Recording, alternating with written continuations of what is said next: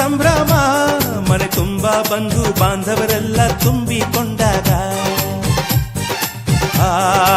ಎಂತ ಸಂಗಮ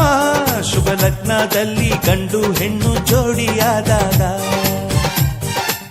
ಶಾಸ್ತ್ರೋತ್ತರ ಕಲ್ಯಾಣ ಏನ್ ಚಂದ ಕೇಳಣ್ಣ ಭೂಮಿಗೆ ಸ್ವರ್ಗಾನ